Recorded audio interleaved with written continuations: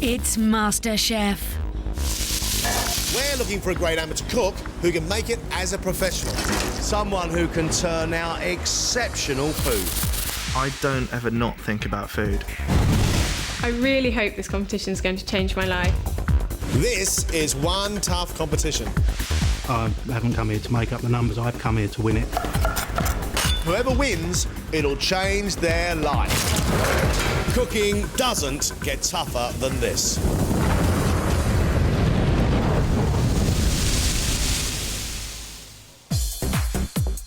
These 6 amateur cooks all dream of becoming a top chef, but only one will make it through to the quarter-final.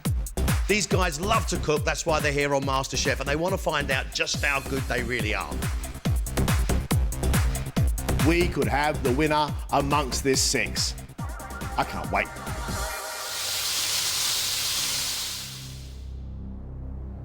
At the end of this round, 3 of you will be going home. Let's cook. The contestants have 50 minutes to invent a dish and cook it from any of today's ingredients, which include fillet steak, serrano ham, chestnut mushrooms, chicken livers, beef tomatoes, broad beans, and Chinese cabbage. Charlie is hoping his experience as a sports PR manager will give him a competitive edge. I'm competitive. I want to win this. But, you know, it's a classic football cliche, take one game at a time. Charlie, would you really be willing to change your life and become a professional cook? Yeah, I'll give it up tomorrow. I love cooking, I love entertaining. You know, that's why I'm here. Emily hopes her keen eye for style will take her from fashion to the food industry. Being a stylist, everything I do is based on a look that I want to achieve. Emily, busy little bee. I am. Why are you here on MasterChef? I love my job, what I do at the moment, but if I could cook constantly, it would be a dream come true to me. Dad of 2, Chris, dreams of one day owning his own restaurant. Chris, if we were to visit your restaurant in the future, yeah, what style of food would be on the menu? I love Thai food, so certainly Thai. I got into cooking because I was trying to recreate the Greek food that my mum was cooking. Is your mum Greek? She's Greek Cypriot, yeah. She cooked all that lovely food and you want to do Thai? Well... What's the matter with you, Chris? I know. But I love both. I wouldn't want to pigeonhole myself as just cooking Thai food. I'll try anything. And if I like it, I'll then try and recreate it in my own way. You've got 25 minutes left.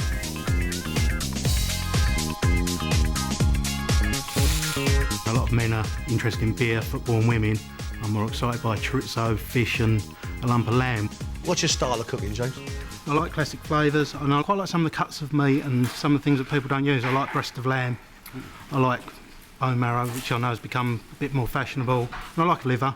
So are you going to use the liver today? Yes, I'm going to make a liver salad with some fried mushrooms because I think they go well with the flavours. Interesting, James. You're an interesting character. Thank you very much. Let's see if we can see it on the plate later on. I'll try.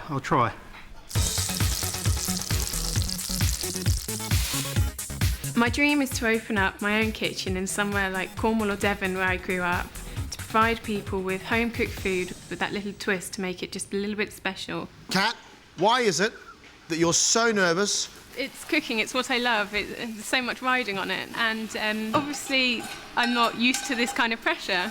And why MasterChef? MasterChef, I think, will give me the focus that I need to get to somewhere where I can actually think about having a career in food. Ad man Gary loves modern British food, but today has opted for Asian-style beef skewers with Thai rice. You've got all sorts of ingredients here that point to me a very modern British dish. Yeah. Why have you gone Asian? As you know, we've got very limited time. Limited time? We've given you 50 minutes for one plate. It's true, but you haven't seen me at home. I can take days. I find it quite hard to work the timings. This is terrifying. So I think I may faint or have a nosebleed or something. There are 5 minutes left.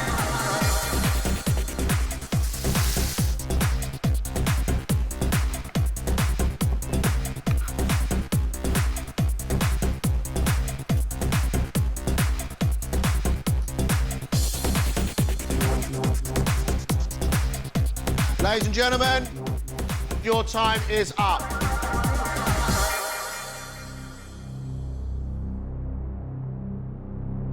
Classic cook James hopes to impress with his chicken liver on a minty broad bean salad.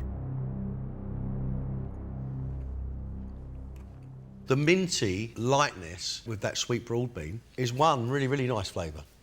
Your liver, iron, rich, is another really good flavour.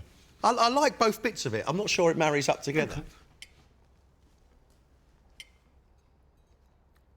Everything's cooked very well, but there needs to be something that joins the minty broad bean with the liver. Okay.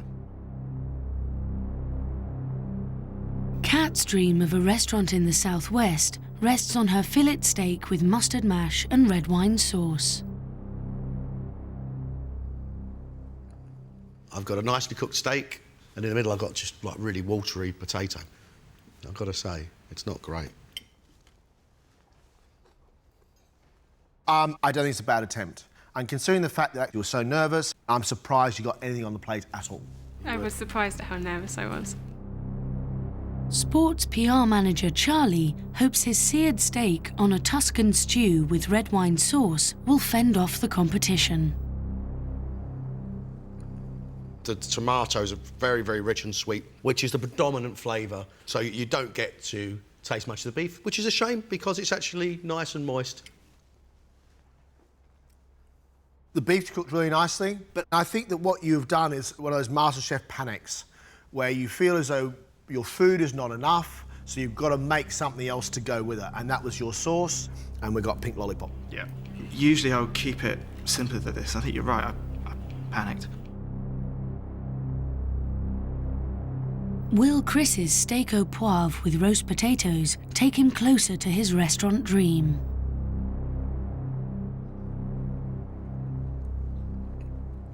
I think your dish looks completely wrong. I think it tastes divine. The mushrooms are seasoned really well. The meat's cooked really, really nicely. Your potatoes are crisp on the outside. Good. Spicy, yet sour green peppercorns. Lovely, soft, well-cooked piece of beef. I'd eat the whole lot. Thank you. Emily hopes to prove she has style and substance with her fillet steak with pepper, parsley mash, cabbage, and onion and red wine jus. I admire the amount of work going in there, and I quite like your presentation, but even if you'd have done this to the best of your ability, there would still have been too many flavours for that poor piece of beef. Emily, the fillet steak is cooked absolutely beautifully, but I can't taste it. Gary's Asian-inspired dish is sweet sticky beef skewers on Thai rice with fried ginger. The flavour is all soy, soy, soy, and a little bit of lime. But the meat is very, very tender. Quite pleasant, but not remarkable. The soy sauce is taking away all the flavours that you've packed into the rice. And then you get a little bit of lime juice in there, but again, that's been cooked, so it's also gone quite bitter. It's not my cup of tea. We're going to do a bit of judging, and we'll get you back in as soon as we possibly can. Today, I think that all 6 have something in common. They all had a crisis of confidence. But I really enjoyed it, and I think we do have decent cooks in the room, and we know how nervous they get. I had a young man in here today who promised me the flavours of Thailand and the Orient. And what I ended up with from Gary was some fillet steak on skewers with cooked down soy sauce. Gary's food to me was actually the worst food in the room. Listen, you obviously feel strongly. Shall we talk about Chris? Yeah, I love Chris's food. I think the idea of mushrooms and onions underneath that piece of beef was good. Big roast potatoes. The guy is not an elegant cook, but I think the guy has got the good starting gem of a cook. Yeah, go on. Chris stays. Should we talk about Kat? Kat had beef on mash in a red wine sauce. It wasn't very good mash, and it just didn't look right. Not good. Listen, I think Kat should go. She'd be much happier on the sofa watching MasterChef than she would be in it. OK, Kat goes home. Should we talk about James? We have the broad beans and the mint and the sort of vinaigrette, and then we've got this rich iron chicken liver sitting in between. But it needed something else for it to marry. I think James had one of the best dishes in the room. The guy cooks, and I enjoyed eating it. So we have got Kat and Gary out. We have got Chris and James in. Now it is between Charlie and Emily. I like the way Emily's going, and it's what she attempted. We had the red wine sauce with the onions. We had the cabbage, then the beef, then the parsley mash. There's a lot of work going in there. She'll have to tone it down a bit, but actually maybe the professional kitchen will be good for her because of that. Understanding she doesn't need to chuck in red wine and mustard and salt and pepper in those volumes. I would love the opportunity to get through to the next round. I feel like it would be a miracle if I did. I'll confess, Emily's wasn't perfect, but I don't know where you'd start with Charlie. Charlie's intention, the idea of a tomato and broad bean stew with the ham running through it, with the beef, is a really, really nice idea. The sauce, although not right, actually had a decent flavour. There's no place for pink food on MasterChef. There's no place for pink food in the world. It's just wrong. I hope they can see enough in me to say, OK, he had a bit of a shocker, but he has a bit of talent there. Let's see what else he can do in the next stages. Here we are, Charlie or Emily. They both made fairly whopping mistakes. Who's got the potential?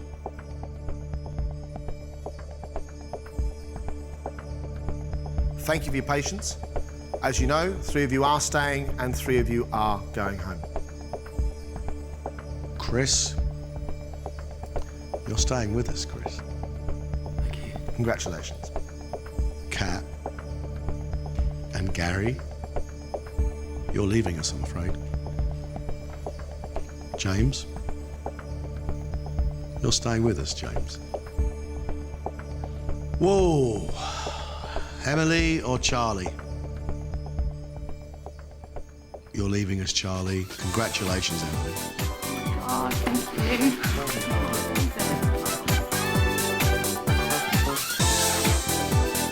I'm feeling very happy, very relieved. It's a lot more stressful than I thought it would be, I've got to be honest. I'm just overjoyed. Really, really happy. I can't wait to go and work in the pro kitchen. I think it will be hot and sweaty and you're going to be under a lot of pressure and I can't wait. Our 3 amateurs tomorrow are going to get their first taste of a professional kitchen. Let's just hope they can cope with the pace. Let's hope they can cope with the heat and the ferocity.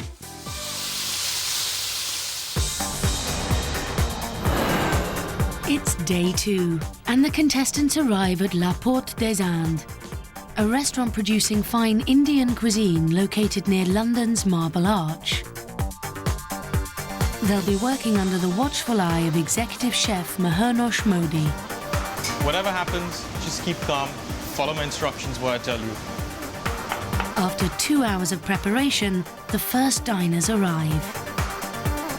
Guys, listen up now. You got the first order of the day. James, 3 portions of Sikh kebab. Yes, chef. James is responsible for the lamb kebab starter and has the tricky job of manning the tandoor oven. Is that tandoor hot enough? Heating the coals to the right temperature and packing the meat tightly around the skewer can take months to master. James, listen up. I've got 3 more portions. Let's go. Yes, chef. But with orders mounting up, James has only minutes to learn. Did you lose one, James? I lost one, yes. Stock another one quickly. And I don't want to lose any more, yeah? Yes, chef. I put one in that was quite loosely packed and it's now making friends with the charcoal. Chris, I've got 1 portion of beef, yeah? Yes, chef. Meanwhile, Chris's dish is fillet of beef stir-fried with black pepper, spices and fresh curry leaves. How are we doing with the beef? It's essential that he cooks with just the right amount of oil at the correct temperature. Chris, can you come here a minute? Have a look at that. Be careful with the oil you use, and if you use excess oil, remove it from the pan. Now, can you take a blue paper and blot out that oil, please, and give me the plate back quickly? Basically, too much oil went into the dish and it looked horrible. So, you know, I'll make sure that doesn't happen again. Chris, let's go. On its way, chef. Chris is determined to get his dish right this time, but just as he plates up, disaster strikes. Chef, sorry. Okay, that plate's gone bad. Leaving Chef less than impressed. If you think a couple of tellings off are going to put me off, then you're well mistaken. You know, practice makes perfect. Oh, God. Emily. Yes, Chef. You've got one portion of chicken, okay? Yes, Chef. With the restaurant filling up and orders flooding in, Emily is eager to crack on with her chicken chetanad, a stir-fried chicken dish with chilies, red onion and turmeric mustard. And these are my first orders that I'm cooking now. It's all going fairly smoothly at the moment. It's essential that each dish is sent out to the same exacting standard. Emily. Yes, Chef. I want the first order out now. Move. That portion of chicken is a tad small. I'm letting this go now because I can't hold back. But I will not accept this portion the next time, okay? Across the kitchen, James is finally getting the hang of the tandoor oven, but he's struggling with portion size. Cooking is brilliant. Size is a bit small. Now, I don't want this, yeah? Do you have another one? Yeah. And there's no dressing on the salad. No, Chef. Exactly. Meanwhile, despite coming under fire earlier, Chris is now turning out dish after dish. But will they please Chef? Need more seasoning. A little more salt. Hopefully I'll get a compliment at some point. Can only try. Too big, Chef. That's brilliant.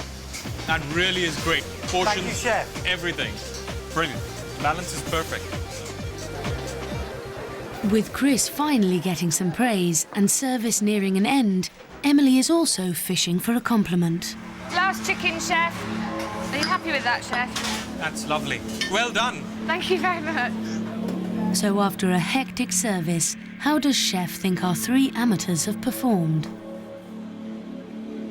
Emily started off with a lot of gusto, but then she's a little short on the portion, but she worked it out. I don't like to make mistakes, but if I do, I'd rather somebody tell me straight away and not dilly-dally about. In all fairness to James, he was given one of the most difficult tasks. I think he got a bit flustered, but then he did pick up and he tried his best. Let's put it that way. I don't even barbecue at home. I despise them with a passion, but it was brilliant. I'd do it again. Probably not in a rush, but yeah, I would definitely do it again. What I liked about Chris was that he made a few mistakes, but whenever I corrected him, he took them in a very positive fashion and straight away corrected them. I think I've done okay. If it was out of 10, well, I'd probably give myself a 6 or a 7. If I had to choose only one, I think I'd go for Chris. Found him calm, collected, plus he's not bad at cooking, so why not? It's now back to MasterChef HQ to cook their best two-course menu.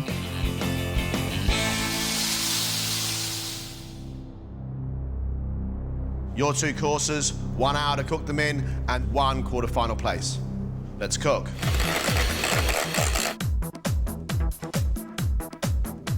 Yesterday, Chris was praised for his steak dish in the invention test, and today he excelled in the pro kitchen. Can his 2-course Thai menu make it 3 in a row? What is it, Chris? It's called mahor. Imagine a piece of pineapple with a paste on top, a leaf of coriander, and then a blade of chilli on the top. And then the other dish you've got, Chris, is a green curry. Ooh, obviously you've got lots to do. I'm really stretching myself, but I just thought if I'm going to go out, I'm going to go out doing as much as I can. Chris, what sort of attitude is that? If I'm going to go out, I want to go down in flames if I go down. What about not going down? What about staying up? I tell you what, if he gets it right, it'll be absolutely delicious. I'm just wondering if that first course is enough to be like a starter, or is it actually a canapé? In the invention test, Emily used too many ingredients, but will she get it right today with her Middle Eastern-inspired dishes? Today I'm cooking rack of lamb with fondue tomatoes and figs and a roast potato. And for dessert, I'm doing poached pears with cardamom and saffron ice cream with cardamom oranges and pistachio biscuits. Oh, wow. Yesterday, you had lots and lots of flavours on your plate. You've just made it through. You've got a lot of flavours going on in your dessert again. I have, yeah. I've tried it out on quite a few people and everybody really enjoys it. You've still got a lot to do. I have, yes. You going to run out of time? No. Good luck. Thank you very much. The girl wants to show off her processes and her skill all in one plate. Is that right? It didn't work yesterday.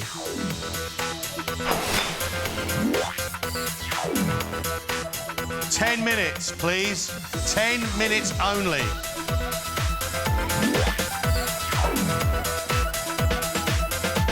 Yesterday, property developer James was criticised for his flavour combinations. Will he get them right today with his 2 courses? Tell us what you're cooking for us. I'm doing a grilled mackerel with a gooseberry mustard sauce and a celeriac and radish salad. And your main course? Main course, I've got duck roasted potatoes and braised baby fennel.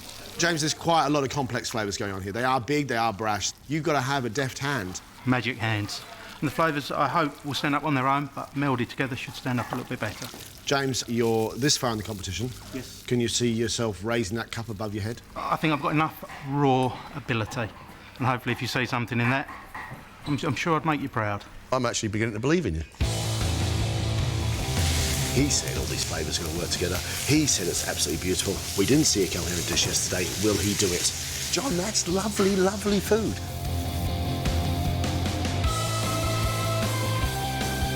You have only 3 minutes.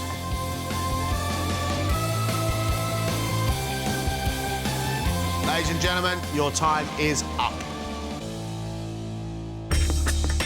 Traditional British cook James has made a starter of mackerel on a celeriac and horseradish salad with a mustard and gooseberry sauce, followed by roasted duck with seasonal vegetables and plum gravy. Firstly, I get the crunch and the freshness of that celeriac with the radish, the taste of the mackerel coming in. I think it tastes really good. The issue, of course, is going to be that by the time we hit the second mouthful, we've got no fish left, and we're going to end up with a whole plate full of radish, celeriac and gooseberries. I like your flavour combinations, but you've got to get a sense of proportion. Yeah. From mackerel to our duck. I think actually it's quite delicious. I really like it. Subtle fennel, rich duck, nice potatoes, a very, very subtle sauce. Thank you. I would like my duck to be slightly softer, but I think your flavour combination is absolutely stunning. Thank you. I think you have a very, very good palate. Emily has cooked lamb with tomato fondue, figs and roast potato. And for dessert, poached pear with cardamom and saffron ice cream. Your lamb is soft and sweet, and your potato is soft and buttery. Tomato is sweet, and you get a little bit of sort, almost acidy feeling from the cheese. I think it's a very, very good dish. Thank you.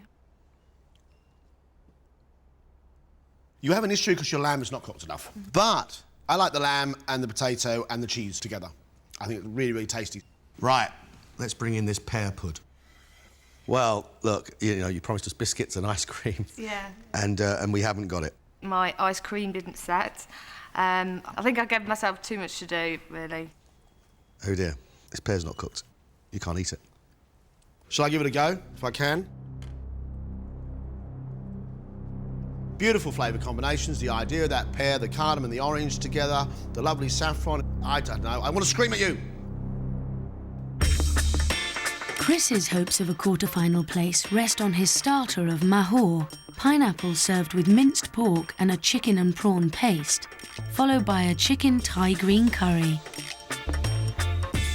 Chris. Confident? Of course not. I think it's a very, very brave man who comes in here and does a starter that looks like that. Simple in appearance.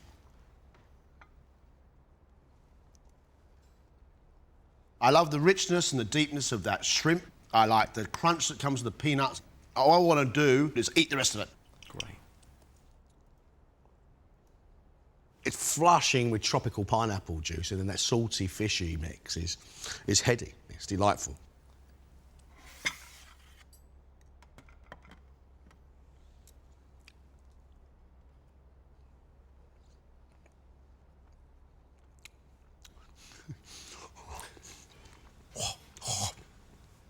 You start off and it's very sweet and it's coconut, and then bit by bit like a deadly assassin. The chilli comes just creeping into your palate, and it gets hotter and hotter and hotter. I think it's delightful. Thank you. You start off with that rice and the sauce and the sweet chicken, which is beautiful and soft, and then you're just left with that lovely flush of hot chilli. I like it a lot. Thank you. Do you feel a little bit more confident about your cooking now? Yeah, a lot more confident. Maybe I need to stop being so hard on myself. I don't know.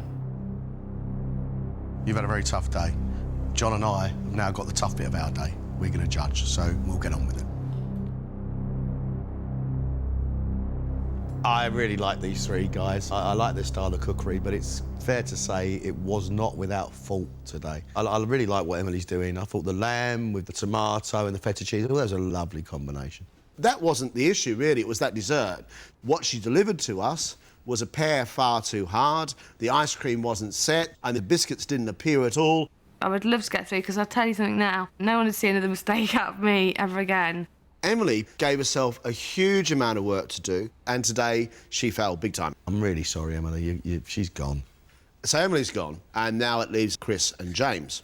Ah, Chris, to come on and serve 4 little chunks of pineapple with some goodies on top of them. They had to be very, very good goodies. And by gum, they were excellent. Then we went into the Thai green curry. The chicken was moist, but it was that sauce. It was that sauce that did it for me. My issue with Chris is one of confidence, because when things do go wrong, they have to be able to pick themselves back up again to produce great, great food. I know that confidence is one of the things that's been brought up, but I'm beginning to believe that I could go much, much further. For me, the transformation had to come from James today. What he had to do for us was to prove that he understood how flavour combinations work. That mackerel dish, they were joined up flavours, that gooseberry, the radish. The duck dish, it worked really well. There are issues of proportion. Not enough duck on the plate, not enough mackerel on the starter. What has the guy got against protein? I've got a problem with propulsion. Problem with the propulsion. Yeah, one of them anyway. We have a real battle, I think, today. We have two very good cooks. No way. No way. One is head and shoulders above the other.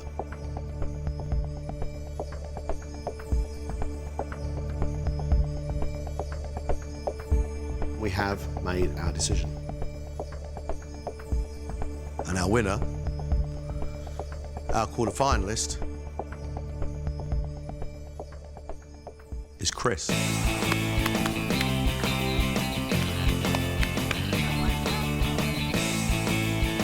Under pressure, just didn't pull it off, so no one to blame but myself. I'm not going to walk away from here and think I'm never going to cook again, because that's just ridiculous. I love cooking. It's been brilliant, absolutely brilliant. I'm so mixed up with emotions. For the first time, I'm thinking, I've got to have a chance. I mean, I'd love to go all the way. I don't know what to say. I'm just... Chris will be back for the quarter-final, where he'll face 3 other exceptional cooks.